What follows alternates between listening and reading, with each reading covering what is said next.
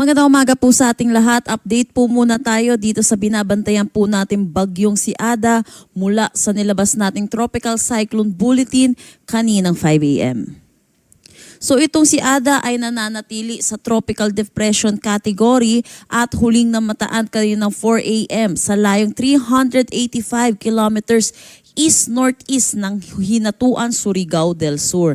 May taglay na lakas na hangin na 55 kilometers per hour malapit sa sentro at pagbugso na umaabot ng 70 kilometers per hour. Ito'y kumikilos northwestward sa bilis na 20 kilometers per hour. Samantala, patuloy pa rin ang pag-iral ng northeast monsoon dito sa may northern at central Luzon.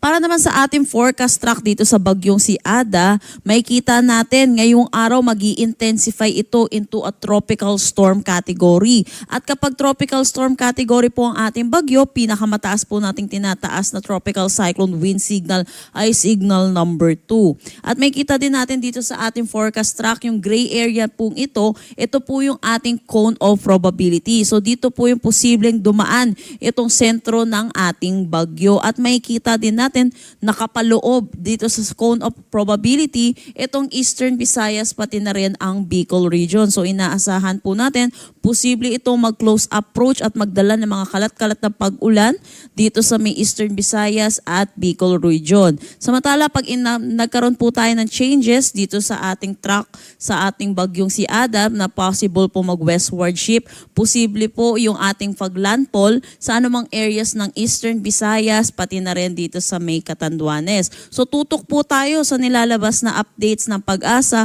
hinggil po dito sa bagyong si Ada. Sa ngayon, tropical cyclone wind signal number 1 tayo dito sa may Sorsogon, southeastern portion ng Albay, northern Samar, eastern Samar, eastern portion ng Leyte at southern Leyte, Dinagat Islands, Surigao del Sur at Surigao del Norte.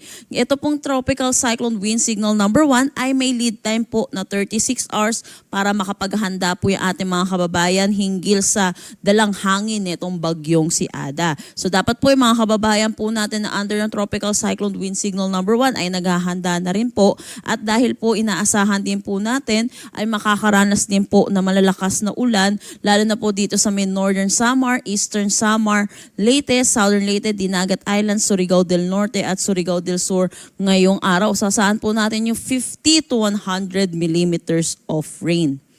Para naman bukas, inaasahan po natin ito po yung paglapit nitong si Bagyong Ada dito po sa may Eastern Visayas.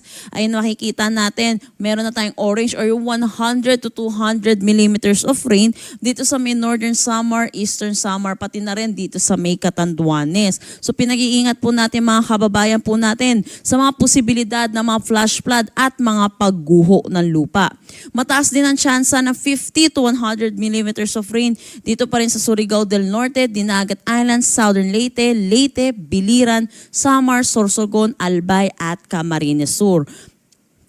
Para naman sa Saturday, January 17, ito po yung paglapit na po din niya sa may Bicol region. Nakikita natin 100 to 200 millimeters of rain na dito sa may Northern Samar, Sorsogon, Albay, Camarines Sur at Catanduanes. 50 to 100 millimeters of rain naman sa Camarines Norte, Masbate, Samar, Eastern Samar at Biliran. Pinag-iingat po natin mga kababayan po natin, lalo na po yung mga nakatira po dito sa Bicol region dahil na rin po sa pag-alboroto netong Bulkang Mayon. Kaya makinig po tayo sa ating mga local government units hinggil sa paglikas po na kailangan nating gawin.